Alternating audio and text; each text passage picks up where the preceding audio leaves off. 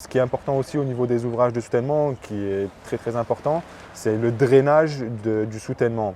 Donc le drainage, en fait, c'est l'évacuation des eaux de pluie, des eaux de ruissellement qui arrivent derrière l'ouvrage. Et ces eaux-là, en fait, elles ont une poussée sur le mur de soutènement. Donc si on n'a pas des systèmes qu'on appelle de barbacane, c'est des réservations dans le mur, des trous d'évacuation pour, si en fait on a un à-coup d'eau qui arrive, qui sortent par ces pissettes, par ces trous-là, on a un risque de renversement, de glissement du mur de soutènement. Futur entier, salut à toi encore une fois, je te souhaite la bienvenue dans cette nouvelle vidéo de cette série de construction, toujours avec mon ami Mohamed. Salut.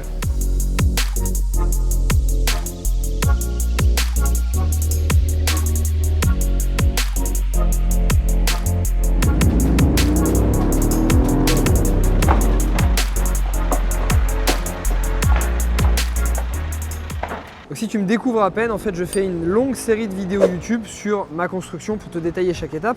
Donc aujourd'hui je suis avec Mohamed qui est conducteur de travaux d'une société de maçonnerie et c'est elle qui s'occupe de la maçonnerie de mes deux maisons. Donc aujourd'hui on va parler du mur de soutènement et tu vas essayer de leur expliquer ce que c'est, à quoi ça sert et les différents types exactement. D'accord, ok. Donc un ouvrage de soutènement, il est destiné en fait à reprendre la poussée des terres derrière cet ouvrage. Il est composé d'une semelle de fondation qu'on appelle semelle inversée. En fait, la semelle elle est à l'arrière du mur pour reprendre en fait les efforts et le poids de la terre qui se trouve derrière. Donc, pardon, excuse-moi, je te coupe, je leur fais la traduction. Oui. Par exemple, un mur de soutènement, c'est un mur qui viendrait juste derrière ce mur en fait, voilà, pour le soutenir. C'est ça. Okay. Il viendra en fait, le mur de soutènement est devant et sa fondation elle est derrière. Pour reprendre en fait, c'est des fondations qu'on appelle en L. Donc la fondation, le mur est là et la fondation est derrière. D'accord, ok. Et en fait, la fondation, elle permet que quand on remblaye, il n'y a pas l'effet de renversement, le poids de la terre qui est mise derrière. Les fondations, en fait, vous allez les creuser derrière, c'est ça. Dans le mur, c'est ça, derrière. Okay. Pour reprendre l'effort de pousser des terres derrière l'ouvrage de soutènement. Il existe différents types de soutènement, pareil en fonction de l'accessibilité. Donc nous, on va privilégier les ouvrages de soutènement en béton armé, coffrés avec des banches métalliques. Et coulé en béton armé. Mais il existe aussi, comme on en discutait tout à l'heure, des blocs à bancher, des blocs manuportables qui sont préfabriqués en usine et qui sont livrés par palettes sur les chantiers, qui sont plus faciles à manutentionner en fonction de l'accessibilité et des ouvrages qu'on a. Après, je privilégie le mur en béton armé pour des ouvrages de soutènement de forte hauteur, de grande hauteur du moins, et les murs en aglo à bancher pour des ouvrages plus classiques de faible et moyenne hauteur. Là par exemple on serait sur quel type de hauteur? Là ici par exemple on est sur des hauteurs assez importantes, on est sur plus de 3 mètres, donc je privilégie le mur de soutènement en béton armé pour avoir une fondation conséquente et une liaison des aciers entre le mur et la fondation. Donc ce qui est important aussi au niveau des ouvrages de soutènement, qui est très important, c'est le drainage du soutènement. Donc le drainage en fait c'est l'évacuation des eaux de pluie, des eaux de ruissellement qui arrivent derrière l'ouvrage. Et ces eaux-là en fait elles ont une poussée sur le mur de soutènement. Donc si on n'a pas des systèmes qu'on appelle de barbacane, c'est des réservations dans le mur, des trous d'évacuation pour, si en fait on a un à-coup d'eau qui arrive, qui sortent par ces pissettes, par ces trous-là, on a un risque de renversement, de glissement du mur de soutènement.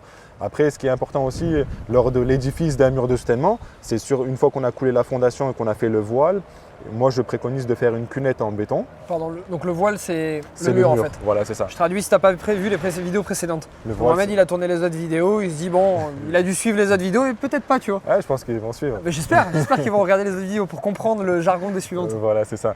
Donc une fois qu'on a fait notre ouvrage de soutènement, la fondation coulée et le voile, donc le mur coulé, on fait une cunette en béton armé. Qu'est-ce qu'une cunette? Une cunette, c'est une forme en béton qui donne en fait, dès qu'on a les eaux de ruissellement, il y a une pente en béton qui est donnée. On fait ce qu'on appelle une chaussette drainante. Donc en fait, c'est un géotextile, c'est ce qu'on appelle un bidim, un géotextile filtrant dans lequel on met un tuyau drain, du ballast. Le ballast, c'est des matériaux drainants, c'est du tout venant, c'est des cailloux de plus différentes sections. Et qu'on referme, donc on referme notre chaussette une fois qu'on a mis notre drain, notre ballast, on referme, on remet dessus un peu de ballast et on peut remblayer. En fait, cette chaussette drainante, elle permet que les eaux de ruissellement qui viennent par-dessus sont filtrées et sont évacuées On prévoit un exutoire en périphérie pour D'accord. éviter les poussées des eaux. Parce que ce qui fait beaucoup de force sur les murs de soutènement, c'est la poussée des terres, mais aussi la poussée de l'eau. Surtout ici dans des régions là où on est, des fois Ouais. on a des à-coups d'eau qui sont assez importants. Donc vraiment privilégier, c'est très important le drainage d'un mur de soutènement. Un mur de soutènement qui n'est pas drainé, c'est pas un bon mur de c'est pas un soutènement. bon mur de soutènement et il ne va pas durer très longtemps. Super. Moi, je reprends quelque chose que me disait le cabinet d'architecture. Oui. Bah, là, par exemple, on a quand même une sacrée hauteur, donc Ouais. ça a été terrassé. Ce qu'il me disait, c'est que le mur de soutènement, ils allaient le faire en premier, Oui. juste avant, je crois même en même temps que les fondations, parce qu'il disait demain, si on a des grosses pluies ou autre, bah, c'est quand même un danger d'avoir ce mur-là. Exactement. En fonction en fait, de la nature du sol qu'on a, si on est sur des terrassements rocheux, ben, en fait, on va dire que c'est des ouvrages qui sont assez solides. Mais quand on est dans des terrains où c'est de la terre ou de l'argile, donc il faut bien taluter. Donc le talus, c'est en fait faire une pente sur le terrassement pour éviter qu'il y ait une poussée des terres. Et après, voilà, sur des parois qui sont contre terre, il faut en amont déjà préparer tout ce qui est ouvrage de soutènement pour sécuriser le terrain et sécuriser les constructions qui peuvent être au-dessus de D'accord. ce terrain-là. Génial. Bah écoute Mohamed, merci beaucoup. Merci à toi. C'était la dernière vidéo de cette série avec Mohamed sur le béton et la maçonnerie. J'espère qu'elle t'a plu. Dis-moi en commentaire si cette petite série, dans cette grande série, t'a plu. Puis remercie Mohamed, déjà merci beaucoup Merci à toi. d'avoir fait ça avec nous. plaisir. Et t'as vu comme t'es à l'aise en vidéo, en cette vidéo. Ouais. En fait, il était trop chaud, il faisait les intros à ma place et tout. Faire. Voilà, donc dis-lui merci parce que c'est pas son métier à la base. Et comme tout nouvel exercice, c'est difficile au début de faire une vidéo et de parler à une caméraman ou un mec un peu bizarre derrière la caméra, comme lui d'ailleurs. J'espère que ça va vous aider dans vos projets de construction et rénovation. C'est un contenu qui est assez important et ça vaut de l'or. Exactement, voilà, je te remercie. Donc dis-moi dans les commentaires qu'est-ce que tu aimerais voir dans les précédentes vidéos, ça m'intéresse énormément. Comme ça, moi, je vais aller trouver les professionnels en fonction et je te donnerai exactement ce que tu attends sur cette chaîne. N'oublie pas, dans la description, tu vas retrouver le lien de toutes les précédentes vidéos. Donc va les voir, elles sont très intéressantes. Là, tu as un Netflix de la construction et de la rénovation, donc tu vas te régaler.